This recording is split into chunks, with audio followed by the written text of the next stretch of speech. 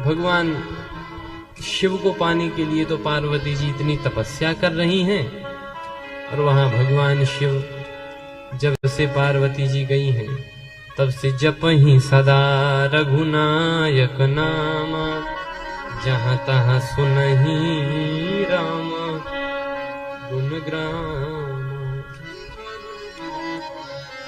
भगवान शिव ने तपस्या करना शुरू कर दिया था। श्री राम जी शिव जी के हृदय में प्रकट हुए और कहा, आप यहां पर तप कर रहे हैं और वहां पार्वती जी आपके लिए तप कर रही हैं। शिव जी ने कहा, प्रभु हमारे लिए क्या आज्ञा है? भगवान श्री राम ने कहा कि जाई विवाह शैल जहीं अहिम मांगे देव, आप जाओ और उनसे विवाह कर लो।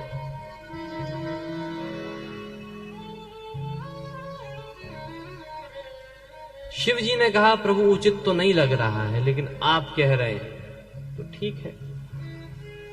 नारद जी को यही तो भगवान से खुन्नस थी कि हमारा तो विवाह हो रहा था तो आपने होने नहीं दिया, और शिव जी नहीं करना चाहते थे तो उनसे आप ही कह रहे थे कि जाओ विवाह कर लो। जाए विवाह शैल जहीं हम आगे दे, उनसे मांग रहे थे आप कि प्रभु विवाह कर लो। आप उनसे हाथ जोड़ रहे थे कि विवाह कर लो, और हम आपसे हाथ जोड़ रहे थे कि हमारा विवाह करा दो। तो हमारा होने नहीं दिया और उनका जबरदस्ती करा दिया। भगवान शिव से भगवान श्री राम ने कहा, जाई विवाह शैल जहीं।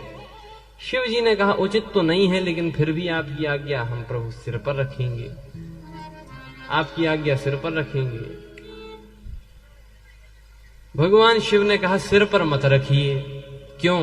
गंगा जी बह रही हैं, कहीं गंगा जी की धारा में ये आज्ञा ही बह गई तो कोई ठिकाना नहीं है, फिर से समाधि लगा के बैठ जाओ।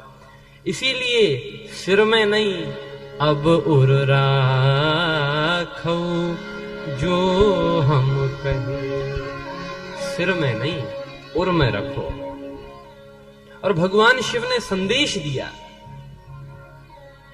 कि सिर में संसार की बातों को रखो और उर में भगवान को रखो। हृदय में भगवान होने चाहिए और सिर में संसार की बातें। हम लोग उल्टा करते हैं, दिल लगाते हैं दुनिया से, उर में रखते हैं दुनिया को। तभी तो रोते आते हैं कि हमारा तो दिल टूट गया। हमने कहा, किसने तोड़ दिया? सो बोले, अपनों नहीं, घर वालों ने, अपने सगे संबंधियों ने, अपने जानने वालों ने। तो तुमसे कहा किसने था कि दिल लगाओ? जहां दिल लगाना चाहिए और वहां दिमाग लगाते हो। भगवान में दिल लगना चाहिए तो वहां दिमाग लगा दिए। भगवान ऐसे हैं तो ऐसे क्यों, ऐसे तो फिर ये बात तो फिर लॉजिकली फिट नहीं बैठ रही। हम भगवान में लगाते हैं दिमाग और दुनिया में लगाते हैं दिल। लेकिन एक बात कहें, यदि भगवान से दिल जुड़ जाए तो जीवन धन्य हो जाएगा। दिल में भगवान को रखो।